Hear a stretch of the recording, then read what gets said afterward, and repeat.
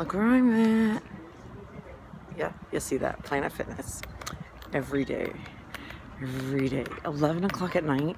Last night, Serenity's telling me that one of her dolls has a string broken. Little thing does not take care of any of her stuff. I think she was trying to blame David, but I was like, your bedtime is at 8. I don't give a crap about that doll. This makes me want to throw it away. It's bedtime. So,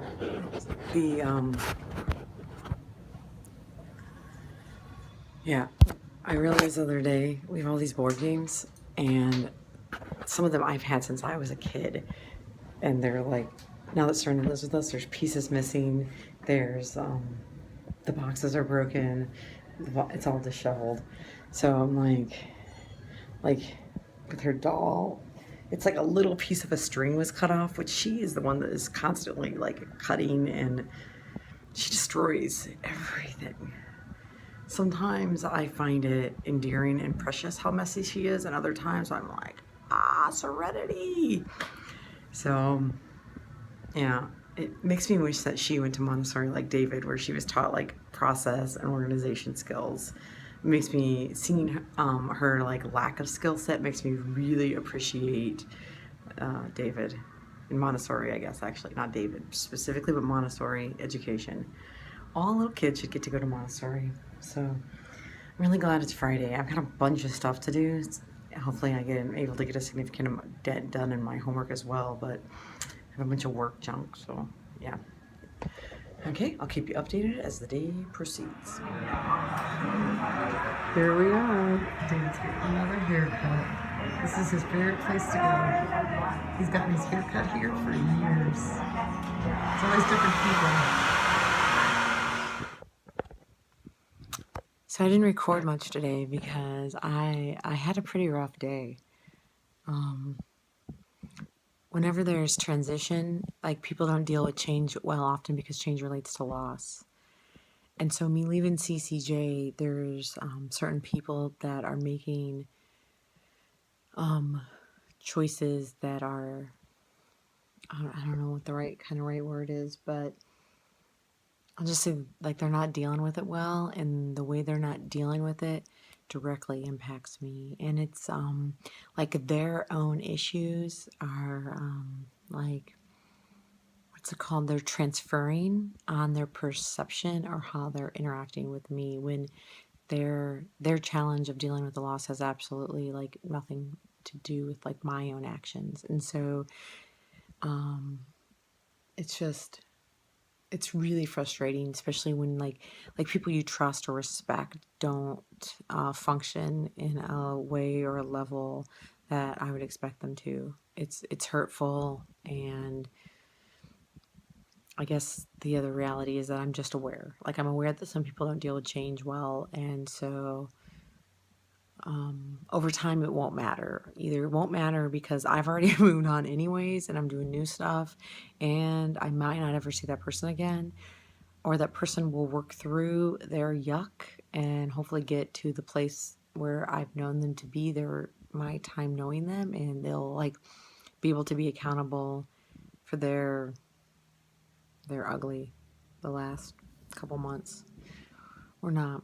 I'll figure it out. But it's still it's a challenge, and it's frustrating, and it's never a good way to end things. So that's what's really disappointing, I guess, is that there's no reason that things need to end ugly, except that just some people don't deal well with change. So, and then on top of that, like, I've randomly talked about my dad, but he's got the alcoholic dementia diagnosis, and was it back in February? Like things kind of escalated to a pinnacle, and like, it's a long story that I can tell another day, but it got pretty ugly, and I actually kind of had to cut them off, like, to just like maintain my own stability and ability to because I need a certain level of emotional stability to raise the kids and take care of CCJ, and it just got to a point, like, my dealing with my dad and other family members, like, I couldn't remain stable with their abusive and toxic behaviors, especially targeted at me. And so I cut them off. I mean, time's gone by. My grandma had the cancer, which I've talked about. And so like I unblocked them, and sure enough, like what's it been? A month? And already like all they're ugly.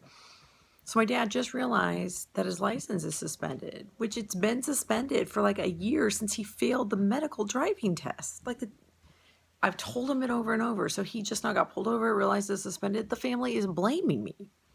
Like I had anything to do with his dementia, his alcoholism. He asked to take that test. Like this isn't about me at all. But for whatever reason, my family chooses to scapegoat me. So it's just like one thing after the other, after the other, after the other. And then like on top of like trying to navigate all that, there's like search committee meetings for the new director and fundraising meetings, and I still have actual homework to do, and then I got to take Serenity to counseling, and then after that I've got to go see her dad, and that's a whole nother like pile of shit. And so it was just like today was just it was just overwhelming. Emotionally it was overwhelming.